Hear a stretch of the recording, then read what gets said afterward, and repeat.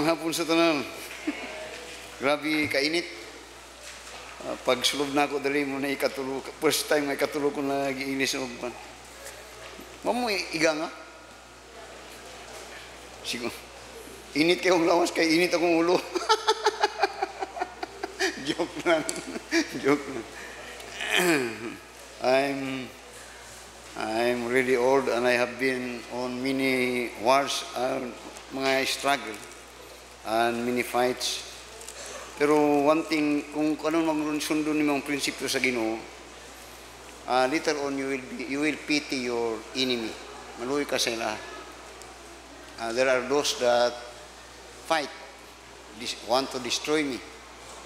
Ila kong ginagawa, ako lang pasagdan.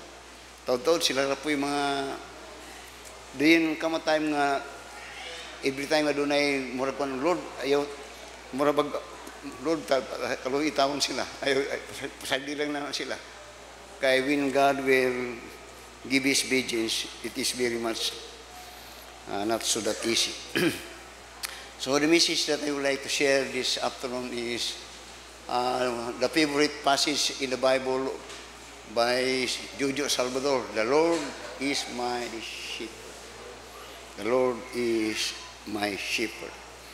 Kanunay kong last year I think I preached this maybe twice. And this is one of my favorite passages in the Bible. Now, Psalms 23 was, of course, written by King David. And when he wrote it in his old age. In fact, he is telling his experience of God. And in here, he mentioned and he declared that God is his shepherd. What is that? What it means to be a shepherd? Sabi ni siya pa, ang shepherd, pastor na siya or magbalantay. Ang buot pasabot na maybe ma-apply na to sa ginagmay lang kabaw good. Kung ikaw pastor sa kabaw, ang kabaw way buot, ikaw nga pastor, butan. Pero sa Biblia, ang shepherd simply means is a person, while the sheep is the animal. Way buot to nga sheep. Masabtan ninyo na. Ako nang ginapasabot kay si David, yan mo siyang nagsulti nini, that the Lord is his shepherd, ug siya sheep. So that in the old time, and even in this relationship, the sheep or the animal is fully dependent to the shepherd in everything. Fully dependent. So that when David wrote this, he had experience in his young age to be a shepherd. He was his father's shepherd. And he understand what is a sheep. A sheep is kunapay animal according to Bible records and even in animal history. Ang sheep, daghan na sa Australia. Kana siya, mong animal nga way buot. Mulakaw na siya, di na kahibalo mo balik sa iyang kung asa siya gikan. Dayon, wala siya kapasidad nga mo protect siyang kagalingon, ang sheep. Di siya kahibalo kung asa ang maayo nga palurungan nga maayo ang kananan. Wala siya pud katultol kung asa gud ang maayo nga dapit sa tubig. So, when David wrote this, he experienced how to shepherd. Unsa ang mahimong pastor nga as a shepherd siya by experience kay balo sa sayahang he knows his duty over his sheep nga iyan ning ilid sa mayo nga dapit nga kananan ug dapit nga paimnan ug dapit nga kapahulayan, so that if you will find later on in this whole book, we will find that David said, "My Lord is my shepherd, I shall not want." Later on, his Lord in his living is his shepherd until the shepherd bring him to the house of God. Nga ang yang shepherd, di lang taman sa yuta nga nag-supply sa tanan niya, kinanglan, di lang kay nag-protection siya, di lang kay nag-amping siya, kundi kato nga shepherd, ang katapusan niya itong pag-manage siya, dadon siya dito sa dapit, sa dapit nga kapawalayan nga iyon ni Ginoong Kristo. Let not your heart be troubled, you believe in God, believe also in me. In my Father's house are many mansions, were it not so, I would not have told you. So let us study some great truth about this wonderful and beautiful Psalm of David. Now he's speaking reality. Reality. Now tanaw sa verse 1. Ngunya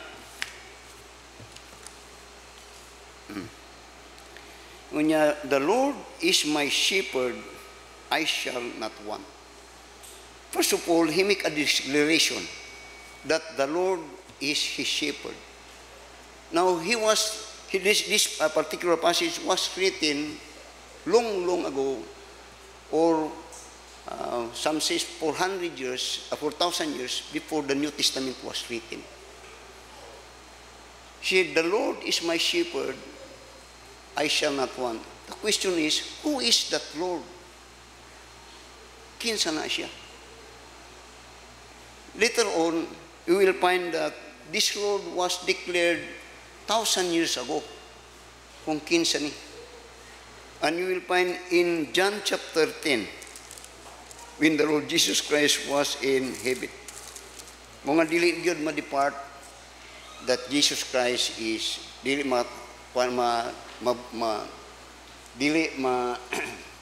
you could not deny that Christ is God. Unya sa John chapter 10 and in verse 7, unya, "I am the good shepherd giveth his life for the sheep." Kini si David, when he wrote it 1,000 years before the birth of Christ, said he mentioning about that shepherd, and he recognized that shepherd that he is his Lord. But later on, sa New Testament, dito nahibawan o nagdeklarar, kinsa itong Lord nga nahimong shepherd di David in Psalms, in the book of Psalms. Here he said, maasunod ko nyo, ingon niya, "I am the good shepherd giveth his life for the sheep." Now he speak, the Lord Jesus Christ said, "I am the good shepherd." Di niya, I am the good shepherd giveth his life for his sheep. Now, kung tayo ni, dili kayo nato ni makaya nga, kung imong tanawang palaluman pagsabot, dili ni makaya. Tungod kay, ang tao, kung kita, ako shepherd, tao ko. Na ako'y pagbulutan. Na ako'y kay bulong, all those ability and much higher than a sheep. I have much value more than a sheep. Pwede 100 nga sheep pamatyon, pwede. Pero kadtong shepherd, dili pwede. Pero karon ingon niya, the Lord Jesus Christ is the good shepherd and He's giving His life for the sheep. We speak about the promise of the Messiah, God giving His life for a sinful man.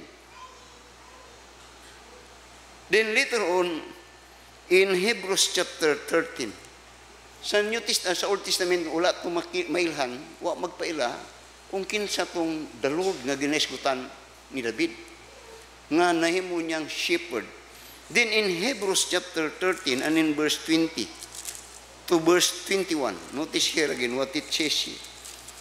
Ingon niya, "Now the God of peace that brought again from the dead our Lord Jesus, that great shepherd of the sheep, through the blood of the everlasting covenant, make you perfect in every good work to do His will, working in you that which is well-pleasing in His sight, through Jesus Christ, to whom be glory forever and ever." Actually, kini nga a particular verse, Hebrews chapter 13, verse 20 to verse 31, verse 22, verse 21, kini ang ginahisgutan na karon nga klaro nga gisutan ni David nga the Lord is my shepherd, I shall not want, is speaking now about the working of the Lord Jesus Christ in his life. Muna ni ang iyang ginasutan. Akong basahon verse balik.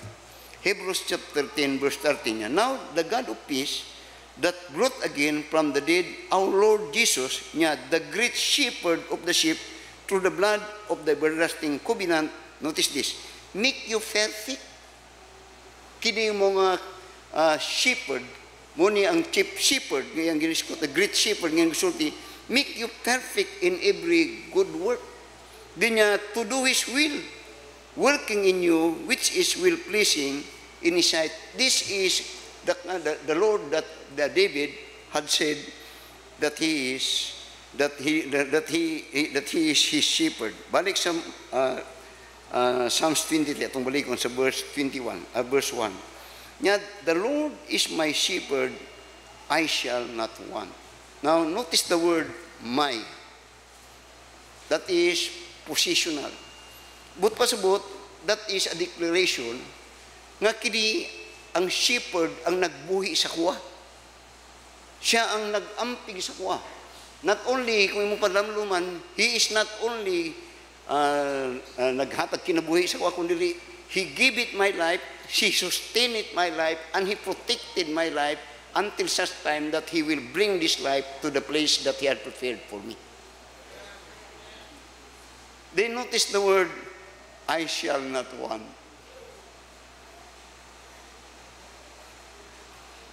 Daghang nag-iskot nga mga, there are so-called Christian that may be familiar, pero you could not say, yung bantay mo ani, you could not say that the Lord is your shepherd when you are full of want.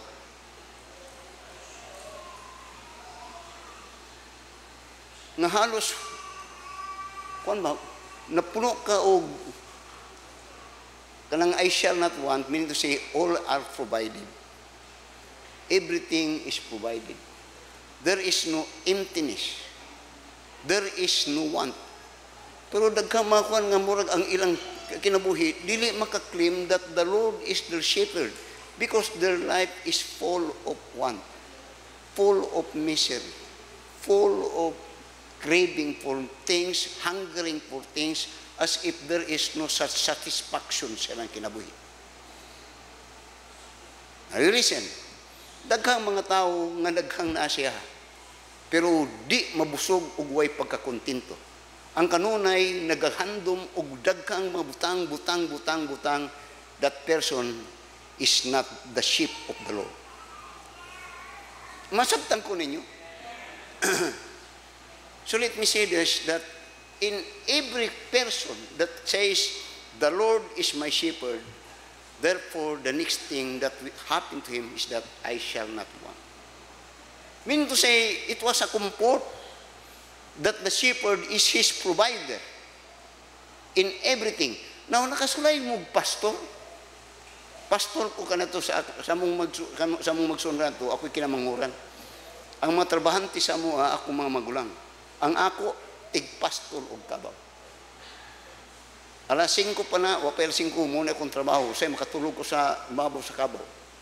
Pagka mga alas 6, ako na nang i-deliver sa akong magsuon. Makita nila nga puno na, busog na ba. And every pastors, ang pastor, ang iyang desire kanunay, nga puno, busog yun ang iyang, kaya balong sabot mo na, kasagaran usahay kay mangita kung masagbot layo nang sabot dugay man mabusog kan ang kabaw din ba wa pa alas 6 kailangan naman sa ungsoon ihatod lang ko kasaban ko kay layo pa makita nila giunsa nimo ni wa mura nang ingan naman ang kabaw makita ng kuan baguto. Pero diri gina-describe ako I'm speaking about person real, so much for God. So that I would like to say this, correct yourself. Don't say the Lord is your shepherd and you are full of want. No satisfaction, always longing for something, empty and empty and empty, muragway. Then, ang may tabuan na, dili maayo ang imong shepherd. Maybe it is not the Lord. Masabtan ninyo? Muna siya daghang mga Kristiyano nga murag way pulos ang Dios sa ilaha. Kay ilang tan-aw kanunay, panginanglanon, that in effect, they may not know it, but they are revealing that God do not have any effect in their life. Okay ra mo? Now, tanawag maayo. The Lord is my shepherd, I shall not want. David was old when he wrote it, and he had proven it in dangerous time and in everything. Bisag asa, never did nga napili siya sa away, never did nga nagkalisod-lisod sila, never did, bisag na siya ikaway. So that, with boldness, he made this declaration, the Lord is my shepherd. And now, sa verse 2 now, ngunya, he maketh me to lie down in a green pasture. He leadeth me between the still water. Notice the word, he and me. He leadeth me. Nya, he maketh me to lie down. He leadeth me. It is between God and David alone. There is nothing in between. Siya ug ako. Nang yang butpas-but, in every time sa crisis ni David, Diyos lang yun na iyang padulungan, brad. In every war, Diyos lang yun ang iyang Lord, shall I fight? Shall I go? Shall I stay? It is always between him and God alone. What that mean? He is so close with his shepherd. Now, bisag unsa nga ang shepherd ug ang sheep, the more ang shepherd mo himong close sa sheep, kung ang sheep duol kanunay sa iyang shepherd. Paras po na kung kuan nga itong apply bisag sa inyong mga iro good, na mo'y mga iro, doon ay mga iro nga duol kanunay sa imuha. O kanunay kadto ang doon ay pabor. Muna si David, it is between he and God alone. Yun niya sa verse 2 niya, he maketh me to lie down in green pastures. He leadeth me beside the still waters. That is how close the relationship it is. God provides, God protects, God put him in still waters. Special kayo ang pagkakuha niya sa David considered God as a very good shepherd because he treated everything that God had bestowed upon him special. What that mean? That he appreciated God's working upon his life. When was the time that you appreciated that God is very good to you? Now, kung iunin mo, the Lord is my shepherd, hindi ka makahuna-una, sa ganit tumayo ang Ginoo sa kuha. Kanadto nga, kadtong nakapasar ko. Pagkaumanan, nakalimot na ko sa Ginoo ba? The Lord is my shepherd. Yan, unsa mo na, nahinumdum ko kanadto. Dili na mo. David, it is between God and him, always. He do not come to God because he needs something for God. Then afterwards, he forget God. Dili na mo. Kaya daghang mga kasagaran, ang Ginoo nahimong galamiton lang para sila. Ang naitabo, they are the Lord of God. Nabaliktad.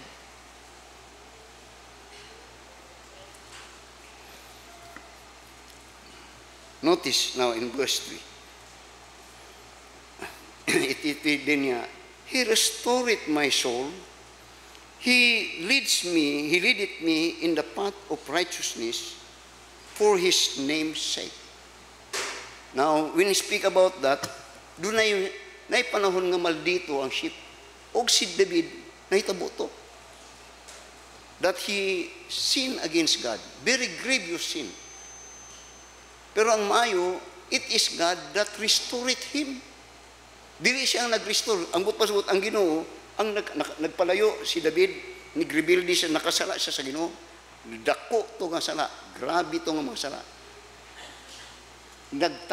Gitaguan to David nga sala for almost a year. Pero It was that God initiated that David could return back to God. Now niya for his namesake. Kanang dumo ato nga ang Ginoo naggamit kang Nathan, kang David. Kaya bini David nga nataguanan niya ayang sala. You know that in 2 Samuel chapter 12, that there he was reminded that there he knows that he was against God. And he was punished of God. He was chosen of God, si David. Pero it is all God's doing for David to return back to the fold of the shepherd. Kaya nga naman, at the beginning, the sheep could do nothing without the shepherd. Lay mahimo ang sheep. At the time of this writing, daghang mga wolves. Ang kaaway sa mga sheep, wolves. Walay dili makadaog ang sheep sa wolves. Wala yun. They will only be in safety when they were with the shepherd. The shepherd is only their defense and protection. So, notice why God restored David. Ngunya sa verse 3, niya, He restored my soul. Naibalik siya dito sa Ginoo niya. He leadeth me in the path of righteousness. Din niya, for His namesake. For His namesake. Now, David was known to be a man of God when he fight Goliath. Nga nakatuo ang tanang tao nga kinis David iya sa Ginoo. And at that time, David is bearing the name of God. When he sinned, mahimo tong rason nga tanawa, parihas naman lang gihapon ang makuan. Makasala man, pero dili kang David. For his name's sake, what God did, David was punished of God. That God had no respect of men. But when he was punished of God, David recovered and returned back to the fold of God. And he returned and he was recovered. And people, all Israel, saludar kang David. David is the man of God. Amen. And you see, when he wrote this, and as I'm telling about it, maybe labi na kitang mga edad-edad na o kamong mga batanon, try to tanaw ninyo ang working sa Ginoo sa inyong kinabuhi. Tanaw ninyo. That He is protecting His name. Nga dunay tao nga mubarog para sa iya. Para sa kang Daniel, para sa kang Joseph, para sa kang Peter, o para sa kang John. Then notice now sa verse 4, the Lord is my shepherd, I shall not want. He maketh me to lie down in green pastures. He leadeth me beside the still waters. He restoreth my soul. He leadeth me in the path of righteousness for His name's sake. Now let me pause. Nga kini sa David, pagsugod ba yan ni David, sheep lang ni siya. Sheep, kung kuwan pa, gamay ran kayo. Hantod ning dako siya nga tao. He was just like a shepherd, kung kuwan pa, pero taon-taon nahimo niyang somebody. Then later, muna karon niya sa verse 4. Niya, Ye, though I walk through the valley of the shadow of death, I will fear no evil, for thou art with me, thy rod and thy staff, they comfort me. Then thou preparest a table before me in the presence of mine enemies. Thou anointest my head with oil, my cup runneth over. Said sa verse 4, Yea, though I walk through the valley of the shadow of death. Many times, and on many occasions, David's life was in danger. There were even the first time that he put himself in danger. When he fight Goliath, no one fight Goliath. Pero si David, iyang giaway. Now, dili murag dili ka kuan, pero that was real because that was in the Word of God. That at the time sa iyang pag-away kang David, kang Goliath, he is recording and tracing how God fight for him. Just like katong iyang gibatay nga bear o lion. Kadto mga kusgantong mga mananap, but in every victory, kadto iyang gi-record to nga kadaugan to sa Ginoo saya. Kadto nga mga pagdaog, iya tong gina-record nga it was God fighting for him. In effect, kahibalo si David nga kung dili pa ang Ginoo, dili siya mudaog ug di niya mapildi ang iyang mga kaaway. So that when he wrote it niya, though I walk through the valley of the shadow of death. And when he said it, it is by experience na karon nga ang Ginoo mo ay nag-amping sa iyang kinabuhi. Muna niya nawingani. The more that we grow in experience to God, the more supposed to be that will build us more confidence sa Ginoo. Muna nga dunay in the past there was passage in the Bible, if God helped me before, God will help me even today. If God was with me before, God will be with me today. Why? Because God was already tested. God was already proven. Now, kung wala ka ana nga level, kung napuno ka sa kabalaka, then look, see who is your shepherd. Because if the Lord is your shepherd, then in your lifetime or at that stage sa mga karon, supposed to be nakabuild ka na og confidence sa Ginoo. Which means that you have experienced God already. Nga katong experience ato, muhatag ka nimong kaglugon, nga muhatag og kumpiyansa, if God fight for me before, He will fight for me even today. If God had cared for me before, just like today, He will care for me. Because God never changes. Never changes. Now, tanong mo sa verse 4. Yea, though I walk through the valley of the shadow of death, I will fear no evil, for thou art with me. Now, in the Bible, you will find in the book of Romans, I think, if God be for us, who can be against us? Muna kanunay kung in times of trouble or in times nga dunay kuan, God, you are for me. You are with me. Then I could go through on this. Because if God is for you, who can be against you? Not unless you fight for your own. Then you all have the fear, the reason to fear. Pero ang diferensya lang ay ngani, kung wa kay gisaligan, kung ang imong kaugalingon lang imong gisaligan, o lain na tao imong gisaligan, mapuno gyapon ka og kabalaka. But when you establish your trust in God, confidence in God, kadto mawa to nga kabalaka.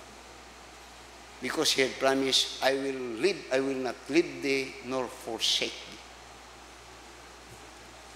So, yun niya, thy rod, for thou art with me, thy rod and thy staff, they comfort me. Kanang rod at that time is a shield na sa shepherd. Muna shield niya. Usahay po ng rod, mo po na ang gamiton para pagbunal niya itong magpalikaw-likiw.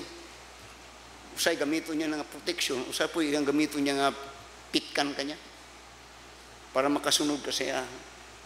Kadto na sinati ni David to. He was once a shepherd, and he was once in his time, in his life, considered himself as a sheep, and God is a shepherd.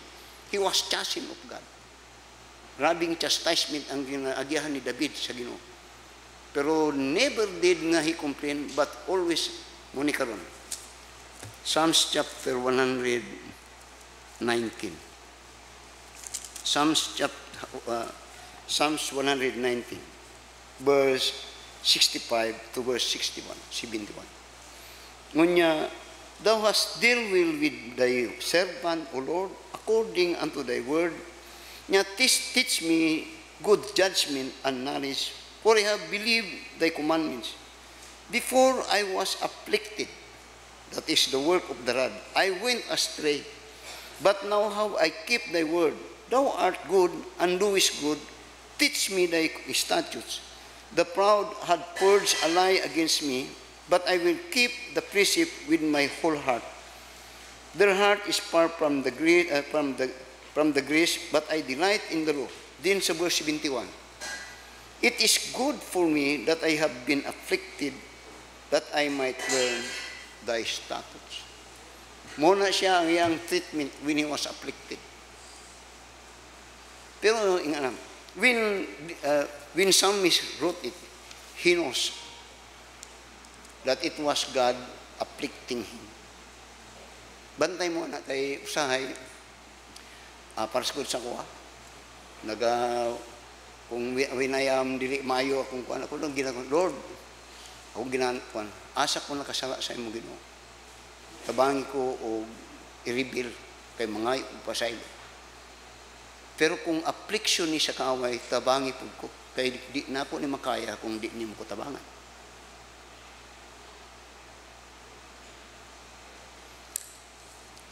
So, inya thy rod and thy staff. Katong staff is kwantong muhatag tog direction. Namong tanawon din karon si David, siya ang kinabuhi, his life was directed to God. It was directed of God.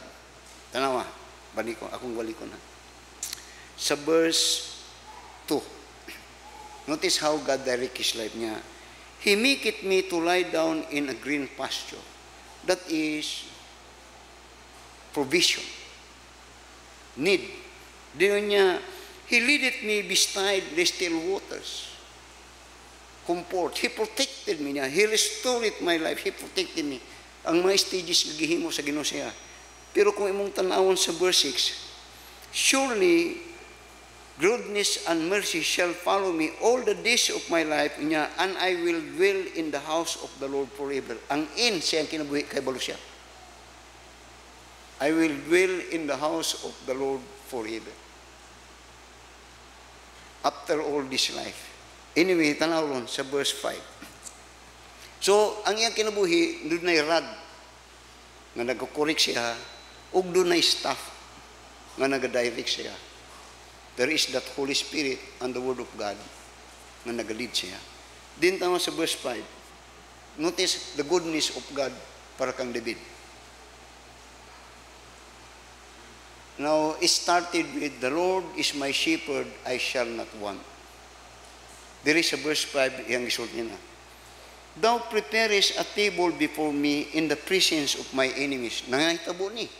Dito kang King Akis, o kadto kang King nga, he was survived in the place or in the, in the country of his enemy. When he ran away from Saul. Nato siya sa repude siya mga kaaway. O dito sa iyang kaaway, mga kaaway mismo, nakigkaon siya sa mga hari ng iyang kaaway. Din niya, thou preparest a table before me in the presence of mine enemies. Thou anointest my head with oil, my cup runneth over. Kung Bible reader mo, makasabot yun mo aning kining mga Psalms kanit kung sige mo basag Biblia makasabot mo unsay butasan ni nangitabo ning verse 5 nahitabo ni sa kinabuhi ni David in his being a vagabond. Walay kung kuan pa puyo ta udto di sibat na pud di siya makakuan ba kay ginagukod siya. Pero of all those the Lord is my shepherd, all is still provided of God.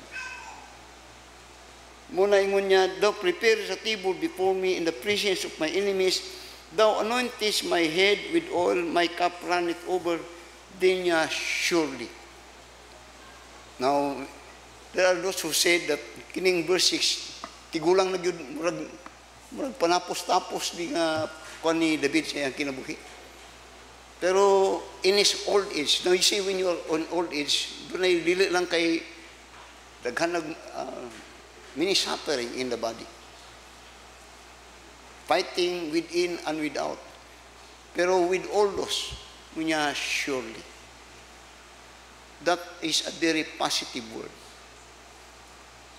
There is no such discouragement. Surely.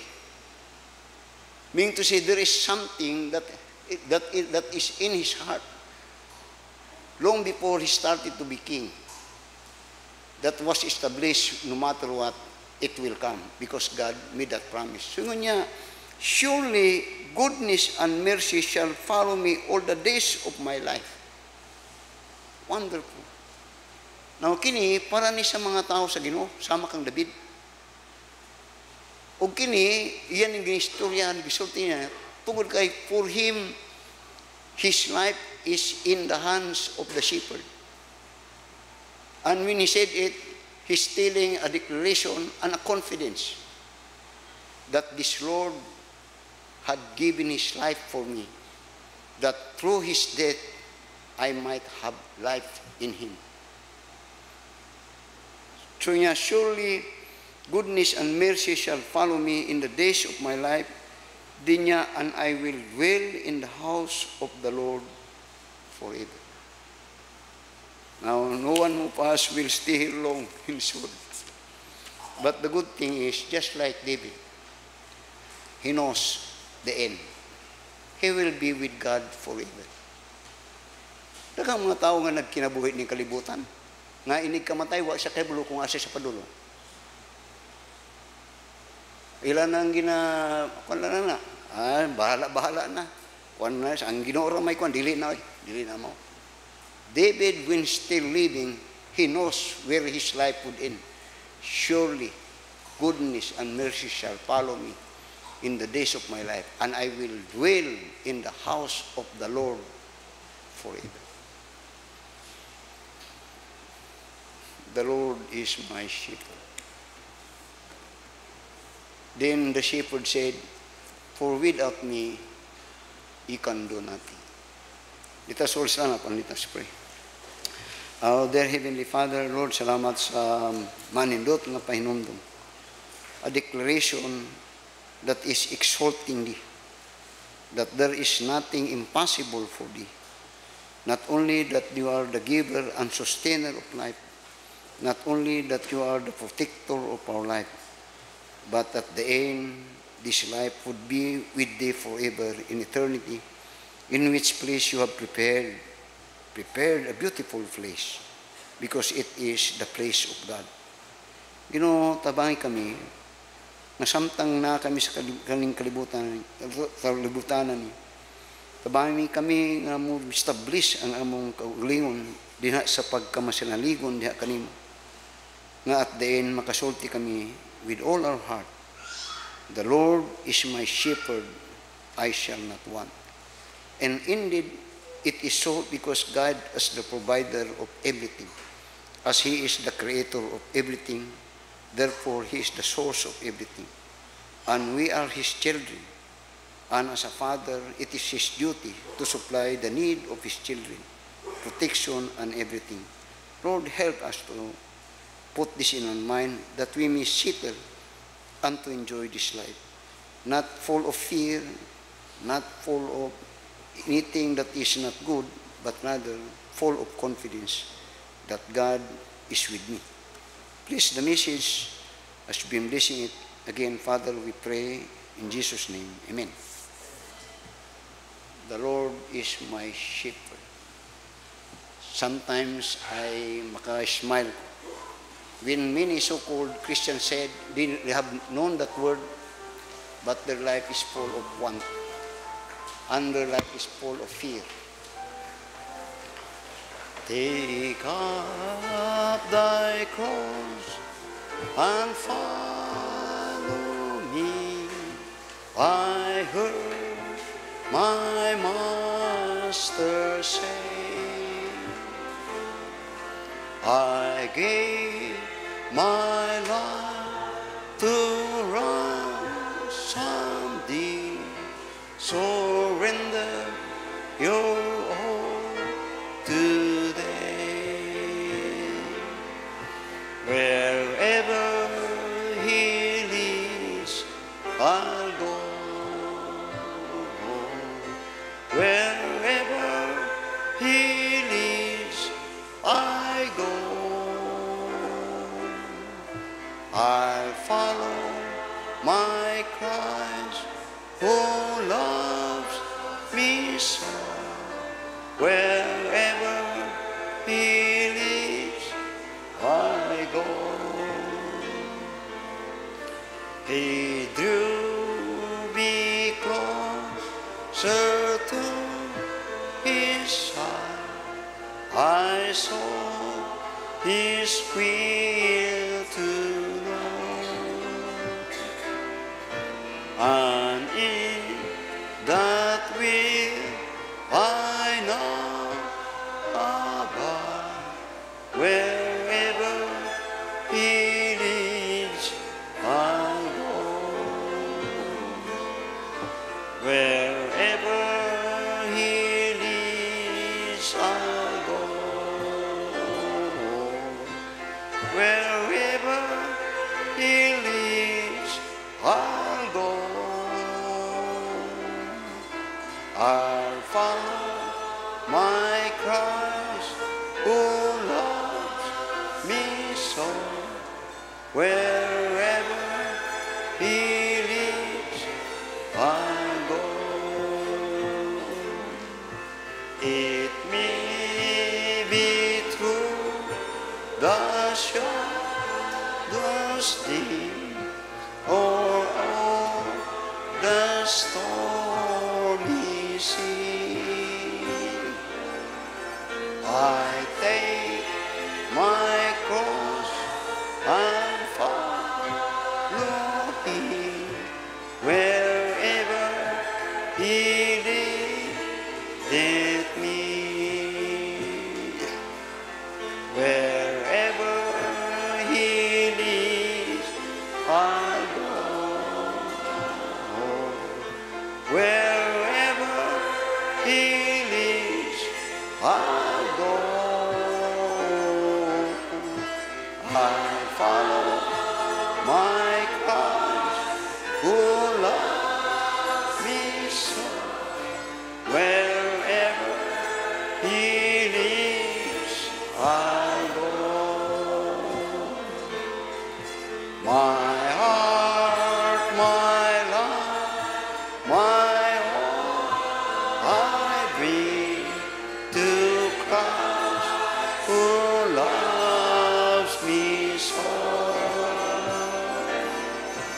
He is my Master, Lord, and King.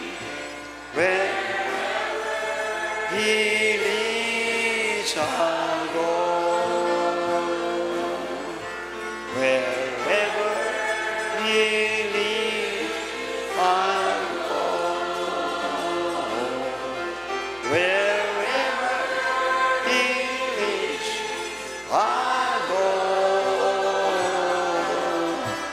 I'll follow my Christ who loves me so. Wherever He leads.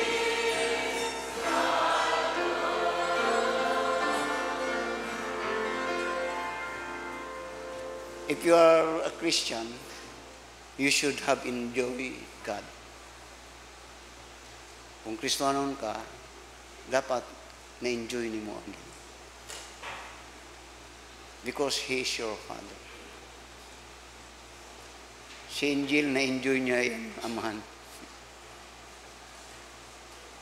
Kamu nga mga kuan, dapat i-enjoy niyo na. Ingana ang gusto sa Ginoo nga we will enjoy God.